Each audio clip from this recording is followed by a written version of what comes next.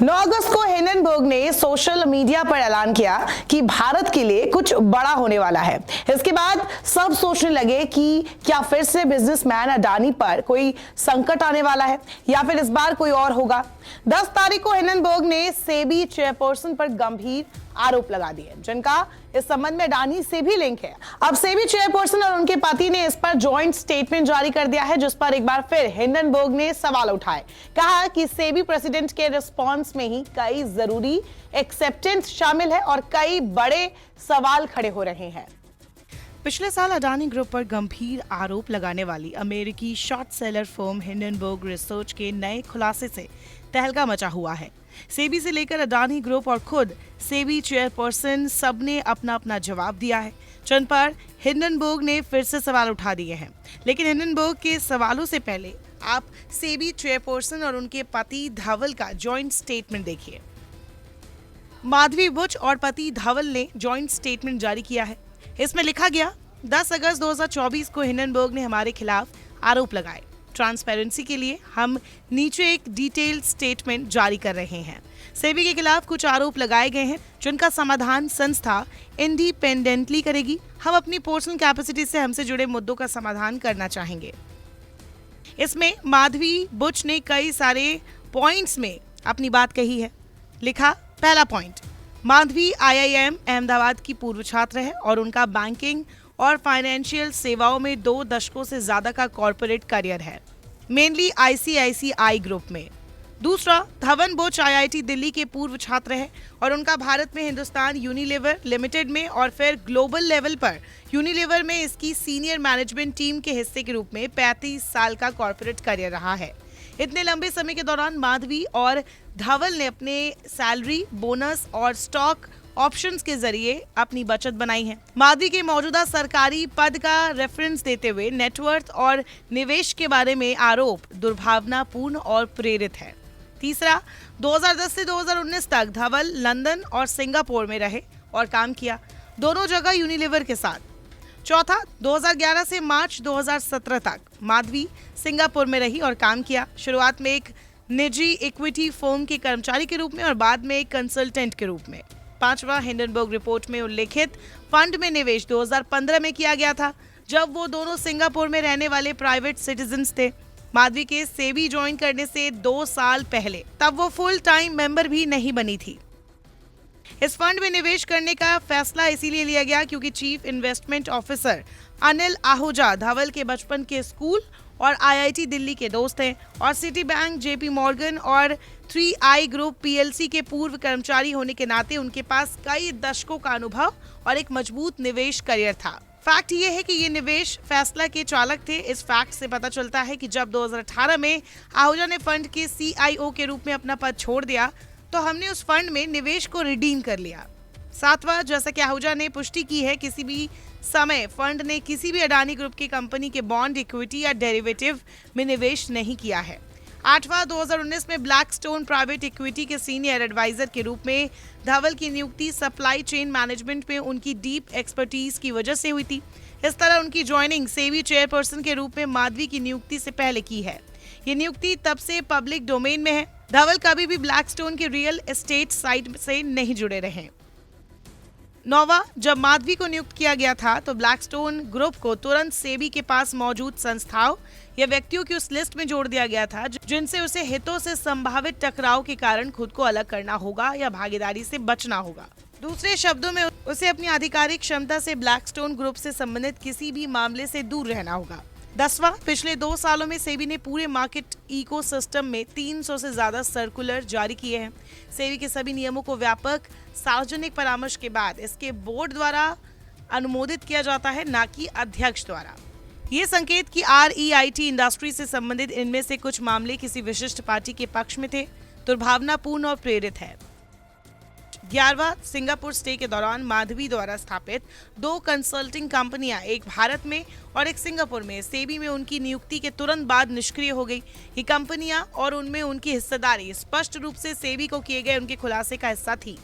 12 2019 में धवल के यूनिलीवर से रिटायर होने के बाद उन्होंने इन कंपनियों के माध्यम से अपनी खुद की कंसल्टेंसी प्रैक्टिस शुरू की। सप्लाई चेन में धवल की डीप एक्सपर्टीज ने उन्हें इंडियन इंडस्ट्री में बड़े क्लाइंट्स के साथ काम करने की अनुमति दी।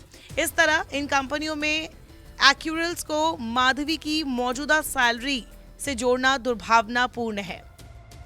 13वां जब सिंगापुर एंटिटी की शेयर होल्डिंग धवल के पास चली गई तो ये एक बार फिर न केवल सेबी को बल्कि सिंगापुर अधिकारियों और भारतीय टैक्स अधिकारियों को भी बताया गया। 14वां सेबी के पास अपने अधिकारियों के लिए इंटरेस्ट डिस्क्लोजर और उन मामलों से अलग होने के संबंध में सख्त नियम और प्रक्रियाएं हैं जहां हितों का टकराव हो सकता है। ये नियम उनकी आचार संहिता का हिस्सा है। 15वां हिंडनबर्ग को भारत में कई तरह के उल्लंघनों के कारण बताओ नोटिस दिया गया है। ये दुर्भाग्यपूर्ण है कि कारण बताओ नोटिस का जवाब देने के बजाय उन्होंने सेबी की विश्वसनीयता पर हमला करना और सेबी अध्यक्ष के चरित्र हनन का प्रयास करना चुना है। उधर हिंडनबर्ग ने भी सेबी चेयरपर्सन के स्टेटमेंट पर कई ट्वीट किए हैं। हिंडनबर्ग ने लिखा, हमारी रिपोर्ट पर सेबी अध्यक्ष माधवी बुच की प्रतिक्रिया में कई महत्वपूर्ण स्वीकारोक्ति शामिल है और कई नए महत्वपूर्ण प्रश्न खड़े हुए हैं। एक और ट्वीट में हिंडनबर्ग ने लिखा, बुच की प्रतिक्रिया अब सार्वजनिक रूप से विनोद अडानी द्वारा कथित तौर पर निकाले गए धन के साथ साथ एक अस्पष्ट बरमुडा मॉरिशस फंड संरचना में उनके निवेश की पुष्टि करती है।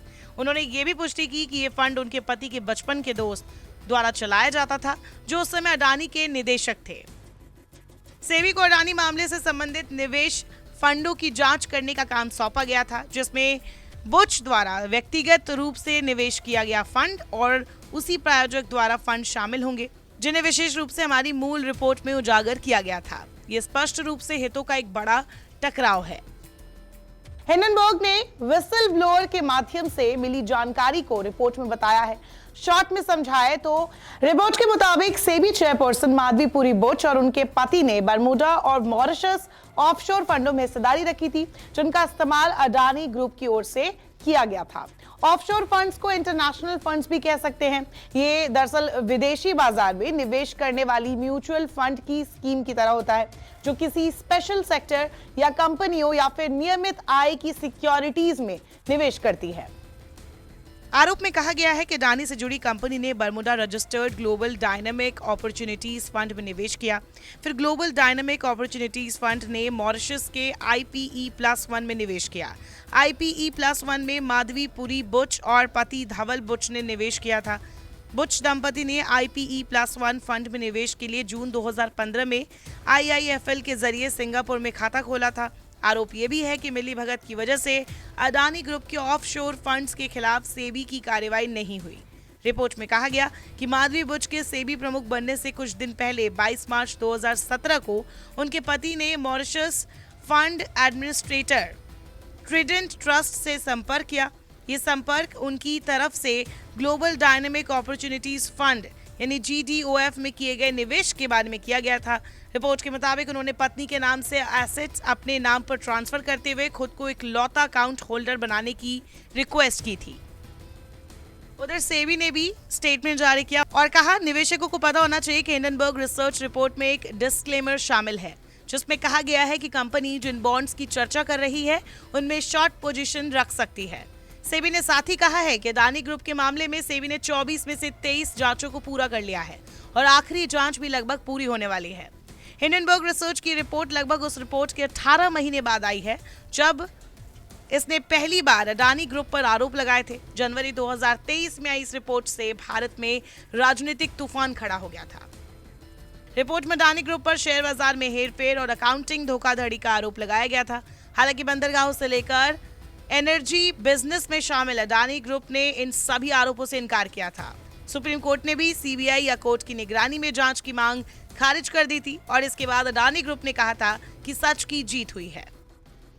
वहीं सेबी पर लगे आरोपों के बाद अडानी ग्रुप की तरफ से भी बयान सामने आया है और कहा गया, हम अडानी ग्रुप पर लगाए गए आरोपों को पूर्ण रूप से खारिज करते हैं। ये आरोप उन बेबुनियाद दावों की रीसाइक्लिंग है जिनकी पूरी तरह से जांच की जा चुकी है। इन आरोपों को जनवरी 2024 में सुप्रीम कोर्ट की ओर से पहले ही खारिज किया जा चुका है। वहीं इससे पहले कांग्रेस ने भी एक बयान जारी कर अडानी मामले में उच्च अधिकारियों की कथित मिलीभगत उजागर करने के लिए JPC गठित करने की मांग की थी। बहरहाल हिंडनबर्ग की नई रिपोर्ट पर देश ही नहीं बल्कि दुनिया भर में हंगामा मचा हुआ है। इतना तो साफ है कि ये मामला इतनी जल्दी तो ठंडे बस्ते में नहीं जाने वाला। देश के प्रमुख विपक्षी नेता चाहे अखिलेश यादव हो या राहुल गांधी, सभी इस मुद्दे पर जेपीसी की मांग कर रहे हैं। वही सरकार इस पर क्या स्टैंड लेगी, ये भी एक बड़ा सवाल है। और इस पर अभी हिंडनबर्ग का जो एक ट्वीट आया है, उस पर सेबी की चेयरपर्सन माधवी बुच का क्या रिस्पॉन्स आता है, सेबी की तरफ से क्या जवाब आता है, ये सब अभी देखने वाली बात है। नमस्कार, मैं हूं मानक गुप्ता। अगर आपको हमारा ये वीडियो पसंद आया हो तो इसे लाइक और शेयर जरूर करें। और हां, हमें सब्सक्राइब और फॉलो करना ना भूलें ताकि आप देश और दुनिया की कोई खबर मिस ना करें। तो जुड़े रहिए हमारे साथ और देखते रहिए न्यूज़ 24।